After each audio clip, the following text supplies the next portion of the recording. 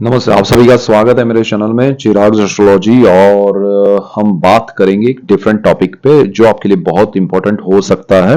और बहुत सारे लोग पूछते हैं कि हमारी शादी कैसी रहेगी, हमारी पार्टनरशिप कैसी रहेगी। तो मैं सेवंथ हाउस को लेके आज बात करने वाला हूँ डिफरेंट वे में। देखिए, सेवंथ हाउस बहुत इंपॉर्टेंट है और पार्टनरशिप और लाइफ पार्टनरशिप और बिजनेस पार्टनरशिप ये बहुत इंपॉर्टेंट टॉपिक है हमारे जीवन में। पार्टनरशिप का मतलब यहां पर सूक्ष्म रूप से देखा जाए तो पार्टनरशिप हम लाइफ में जहां जैसे हम जहां रहते हैं तो हमारे अड़ोस पड़ोस में जो लोग रहते हैं, नेबर्स, वो भी हमारी लाइफ के कुछ हिस्से में पार्टनर्स हैं। ठीक है।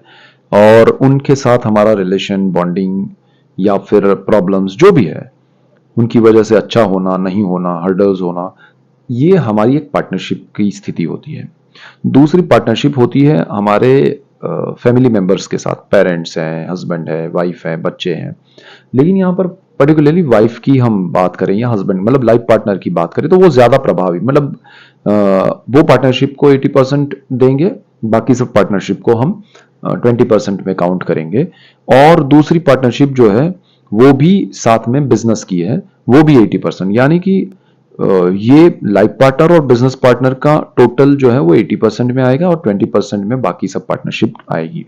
आप जब जॉब करते हैं, आप जहां भी साथ में पढ़ाई करते हैं, तो वो सारे पार्टनर्स आपके दोस्त हैं, वो आपकी लाइफ के पार्टनर है, क्योंकि कुछ हिस्से आपने उनके साथ शेयर किए हैं, उनके साथ आपने जिए हैं। वो दोस्ती, वो बचपन, तो वो सारी चीजें पार्टनरशिप का ही पार्ट है। फिर आप जहां जॉब करते हैं, काफी सालों से आपने जॉब किया, तो वहां आपके कलीग्स हैं, आपके घर आना जाना, एक दूसरे के फैमिली रिलेशन बने हैं, तो that is also partnership, that is also bonding. तो वो भी बहुत इंपॉर्टेंट है। देखिए, दोस्तों के स्थान कुंडली में अलग है, लेकिन पार्टनरशिप की बात हम कर रहे हैं वो यहीं से होगा।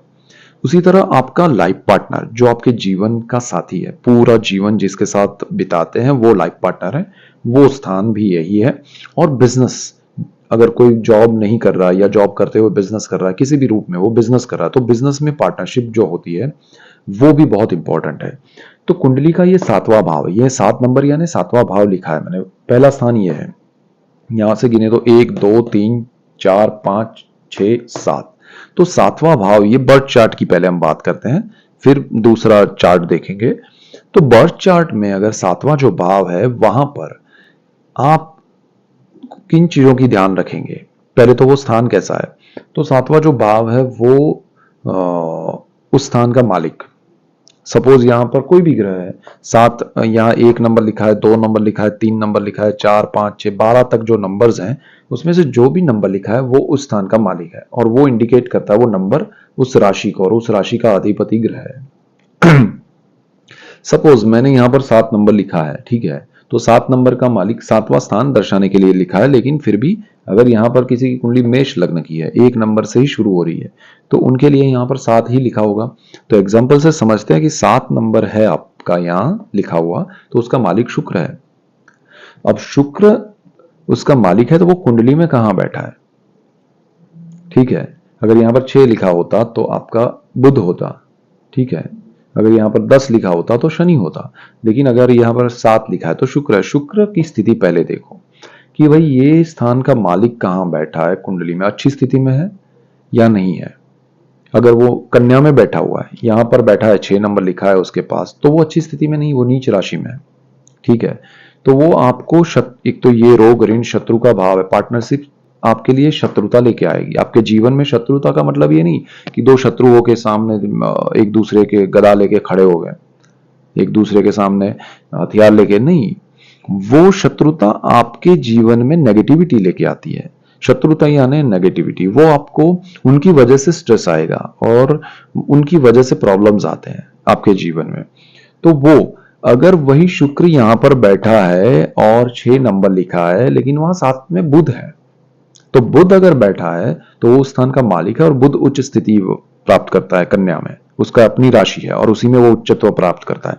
अब जब बुध यहां बैठा और साथ में शुक्र है, तो शुक्र जो नीच राशि में बैठा है उसके साथ उसी स्थान का मालिक या फिर उसी स्थान में कोई ग्रह उच्च का होता है वो बैठा है, तो शुक्र भी नीच का फल ना देते हुए नीच का फल न देते हुए उच्च का फल देता है, इसे कहते हैं नीच भंग राजयोग। तो वो पार्टनरशिप आपके लिए फ्रूटफुल हो जाती है। वही पार्टनर जो स्ट्रेस देता है उसकी जगह पर वो लाभ देने वाला होता है। तो ये चीजें ऐसी बहुत, मतलब ये एक एग्जाम्पल है। अगर वो शुक्र कहीं भी दूसरे स्थान में बैठा है, किसी भी स्थान में यहां पर, तो अच्छा है या नहीं वो देखना पड़ेगा। दूसरी चीज, यहां पर सातवां जो स्थान है उस पर कोई ग्रह दृष्टि कर रहा है क्या? सपोज यहां पर कोई ग्रह बैठा है तो उसकी सीधी दृष्टि यहां पड़ेगी। अगर गुरु यहां बैठा है या राहु यहां बैठा है तो उनकी पांचवी दृष्टि यहां पड़ेगी। अगर गुरु यहां बैठा है, राहु यहां बैठा है तो उनकी नौवीं दृष्टि यहां पर पड़ेगी। तो उस तरह से ग्रहों की दृष्टियां देखनी पड़ती है। मंगल बैठा है अगर यहां पर, तो मंगल की चौथी दृष्टि यहां पर पड़ेगी। तो वो दृष्टियां किसकी है? शुक्र कहां बैठा है, किसके साथ कॉम्बिनेशन में बैठा है? स्थान का मालिक होकर। यहां पर कौन से ग्रह दृष्टि कर रहे हैं, क्या वो दृष्टि अच्छी है या नहीं है, या फिर वो जो स्थान है उसमें कौन बैठा है। अगर ये स्थान में कोई ग्रह, सपोज राहु बैठा है, केतु बैठा है, शनि बैठा है, गुरु बैठा है, शुक्र बैठा है, तो क्या वो सही है, वो अच्छे हैं, वो समझना पड़ता है। तो उस, अच्छा यहां पर सपोज आपका शुक्र भी यहां बैठा है खुद ही उस स्थान का मालिक होकर, लेकिन शुक्र का सप्तम भाव में बैठना शुभ नहीं है, वो कारक भाव है। गुरु यहां बैठा है तो वो शुभ ग्रह है लेकिन कारक भाव में बैठा है, तो वो उस स्थान को दूषित करता है, तो आपको उसका लाभ नहीं मिलता है। शादी हो या पार्टनरशिप हो, उससे आपको कहीं ना कहीं स्ट्रेस क्रिएट होता है। वो लाभ या वो शांत मन से जो प्रोग्रेस होना वो नहीं दिखता है।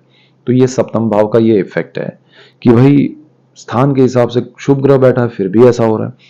तो इसी तरह अगर यहां पर गुरु बैठा है, ठीक है, और सामने राहु है, तो राहु की दृष्टि है, गुरु बैठा है, चांडाल योग का इफेक्ट मिल रहा है, तो वो अच्छा नहीं है। उसकी जगह पर शुक्र स्थान का मालिक है और यहां नहीं बैठा है और वो मीन राशि में उच्च स्थिति में कहीं बैठा है, ये जैसे 12 नंबर लिखा है यहां पर, तो वो वहां बैठा है, तो ये स्थान का मालिक उच्च स्थिति में बैठा हुआ है, तो वो आपके लिए बेनिफिशियल है। अब वो कोई भी ग्रह हो सकता है स्थान का मालिक होकर, चाहे चंद्र हो, मंगल हो, बुध हो, गुरु हो, शुक्र हो, शनि हो, कोई भी हो, सूर्य हो, वो इस स्थान का मालिक होकर उच्च स्थिति में अच्छी जगह पर बैठा है, तो वो बहुत अच्छी बात है, वो आपको अच्छा फल देगा, अच्छा लाइफ पार्टनर देगा, अच्छी, जहां भी आप जाएंगे पड़ोस में अच्छे लोग रहेंगे, आप जॉब करने जाएंगे, आप बिजनेस करने जाएंगे, हर जगह आपको अच्छे पार्टनर्स मिलेंगे। आपका लाइफ पार्टनर अच्छा होगा, आपका बिजनेस में पार्टनरशिप होगा तो अच्छा होगा, आपकी पार्टनरशिप से उनको, उनसे आपको लाभ होगा। इसी तरह यहां पर आपका शुभ ग्रह, सपोज गुरु इस स्थान का मालिक है और वो जहां भी उच्च स्थिति में बैठा है लेकिन उसके साथ राहु बैठा है, तो चांडाल योग कर रहा है वहां पर, तो वो उच्च कर्क में बैठा है। सपोज यहां पर 9 नंबर लिखा है, गुरु उसका मालिक है और वो कर्क में बैठा है और कर्क में ही राहु बैठा है, तो गुरु उच्च का होते हुए भी चांडाल योग कर रहा है, तो फिर वहां आपको थोड़े प्रॉब्लम्स, हर्डल्स आएंगे। वो पार्टनरशिप थोड़े थोड़े समय पे आपको परेशान करती रहेगी, वो लाइफ पार्टनर आपको थोड़े थोड़े समय पे उनकी वजह से आपको कुछ परेशानियां झेलनी पड़ेगी। तो ये कॉम्बिनेशंस, ये इफेक्ट्स बहुत इंपॉर्टेंट होते हैं। तो कोई ये, बहुत सारे लोग ये कमेंट्स करते हैं जब मैं मंथली वीडियोस रखता हूं, अरे मेष वालों का तो अच्छा ही नहीं है, वृषभ वालों का तो अच्छा होता ही नहीं है कभी, वृश्चिक वालों का अच्छा नहीं होता है, धनु वालों, हर राशि वाला यही लिखता है, हर लग्न वाला यही लिखता है। लेकिन भाई ये हर कोई क्यों लिखता है? क्योंकि हर जिसकी कुंडली में ऐसे प्रॉब्लम्स है, चाहे वो किसी भी लग्न का हो, किसी भी राशि का हो, उसको यही लगेगा कि मेरे लिए अच्छा नहीं है। वो अच्छा आपके पर्सनल चार्ट में नहीं हो रहा है। अब मैं कहूंगा कि वृषभ में गुरु आपके लिए अच्छा है, लेकिन आपका राहु वृषभ में बैठा हुआ है, आपकी कुंडली में 2 नंबर जहां लिखा है वहीं राहु बैठा हुआ है बर्थ चार्ट में, जन्म के बर्थ चार्ट में, जन्म कुंडली में, और अब गुरु वहां पर आया है, और वृषभ राशि और लग्न के लिए मैं कह रहा हूं कि अच्छा है, लेकिन आपका राहु अगर वहां बैठा है तो गुरु राहु का चांडाल योग हो रहा है, तो वो आपके लिए फिर प्रॉब्लम क्रिएट कर रहा है, अच्छा नहीं है। तो उसको स्ट्रेस नहीं लेना है, उसको समझना है कि ये क्या क्या प्रॉब्लम्स कर सकता है, उसके सॉल्यूशंस क्या है, तो उस दिशा में आपको सोचना चाहिए। तो यहां पर डरना नहीं है, एस्ट्रोलॉजी में बेनिफिट है। तो ये एक 7th हाउस जो है वो अच्छी पार्टनरशिप कब दे सकता है? जब उस पर अच्छे ग्रहों की दृष्टि हो, जब उस स्थान में अच्छे ग्रह हो, और जब उस स्थान का मालिक अच्छी स्थिति में हो, तो आपको हमेशा पार्टनरशिप से अगर बेनिफिट हो रहे हैं तो समझ लीजिए आपका 7th हाउस बहुत अच्छी स्थिति में है। अगर आपको पार्टनरशिप में प्रॉब्लम आ रहा है, लाइफ पार्टनर से प्रॉब्लम आ रहा है, आप जहां भी जाते हैं अड़ोस पड़ोस अच्छा नहीं मिलता है, आपके साथ काम करने वाले अच्छे नहीं मिल रहे हैं, आपके दोस्त अच्छे नहीं बन रहे हैं, तो आपका 7th हाउस कहीं ना कहीं नेगेटिव इफेक्ट में है किसी भी रीजन से, और बहुत ज्यादा नेगेटिव। सपोज वो वहां अच्छा ग्रह नहीं बैठा है, उसका मालिक अच्छी स्थिति में नहीं है और उस पर दृष्टि भी कोई अच्छा ग्रह नहीं कर रहा है, तो आपने पार्टनरशिप में बहुत बड़े लॉसेस किए हैं और वो आगे भी होते रहेंगे। ये एक चीज है। इसके बाद दूसरी एक बात करेंगे, पार्टनरशिप ये तो जन्म कुंडली से देखा, लेकिन एक दूसरी कुंडली होती है जिससे पर्टिकुलरली लाइफ पार्टनर और बिजनेस पार्टनर को देखा जाता है, वो है D9 chart, divisional charts and, ठीक है। तो डिविजनल चार्ट जो होते हैं वो बहुत इंपॉर्टेंट होते हैं। वो जैसे आप कोई पिक्चर देख रहे हैं, उसको आप जूम करके देखते हैं तो उसका डिटेल आपको पता चलता है। तो यहां पर सारे ये डिविजनल चार्ट है, वो बहुत इंपॉर्टेंट होते हैं, ठीक है। तो यहां पर D9 चार्ट की हम बात करेंगे। D9 यानी नवमांशा कुंडली, नवमांश होती है, दशमांश होती है, बहुत सारे होते हैं। तो ऐसी चीजों पे भी हम फ्यूचर में बात करेंगे। तो यहां पर पार्टनरशिप का ये जो मैंने आपको बोला, भले आपका यहां पर अच्छा ग्रह नहीं बैठा है, भले यहां किसी अच्छे ग्रह की दृष्टि नहीं है, भले यहां पर आपका इस ग्रह का स्थान का मालिक अच्छी स्थिति में नहीं है, लेकिन नवमांश कुंडली में क्या होगा जिससे ये सारी सिचुएशन होते हुए भी आपको पार्टनरशिप से लाभ होता है और पार्टनरशिप आपको अच्छे रिजल्ट्स दे रही है, वो हम समझेंगे नेक्स्ट पार्ट 2 वीडियो में, 7th हाउस को लेके, नवमांश कुंडली का 7th हाउस समझ के। सो that's it for today, keep watching Chirag astrology. और मैं आपके लिए ऐसे डिफरेंट टॉपिक पे डिटेल्ड वीडियोस लेके आ रहा हूं, इसीलिए आपको मेरा चैनल लाइक, शेयर और सब्सक्राइब करना है, कमेंट्स लिखना है। मैं बीच में जब भी वक्त मिलता है आपके कमेंट्स के आंसर करता हूं, और जब भी आप कमेंट्स लिखे अपने सवाल, एक सवाल लिखिएगा, लेकिन उसमें आपकी कुंडली का मुझे ये नहीं चाहिए कि भाई डेट ऑफ बर्थ है, टाइम ऑफ बर्थ है, या प्लेस ऑफ बर्थ। आप अपनी कुंडली लिख दीजिए कि मेरा लग्न ये है, ग्रह इस स्थान में है, ये स्थान में दूसरा ग्रह है, तीसरे में ये, जैसे ये लग्न भाव है, समझ लीजिएगा। हर किसी को पता नहीं है तो कुंडली कैसे देखे, पार्ट 1 पहले देखिएगा, फिर आप अपना क्वेश्चन पूछिए ताकि आपको समझ में आए, वरना मैं आप गलत भेजेंगे, मैं आपको रिप्लाई करूंगा, आपको लाभ नहीं होगा। कुंडली का पहला स्थान ये होता है, चाहे यहाँ पर 1 से 12 कोई भी अंक लिखा है, और यहाँ से 1 2 3, तो फिर वो देखिएगा और वो समझिएगा, फिर प्रॉपर क्वेश्चन, एक क्वेश्चन पूछिएगा। और जब जब मुझे आपको जवाब नहीं मिले तो आप छोड़ मत दीजिएगा, किसी भी वीडियो में आप कमेंट्स में लिखते रहिएगा, जब भी मौका मिला मैं आंसर करने की कोशिश करूंगा। तो आपको आपका जवाब कभी भी मिल सकता है।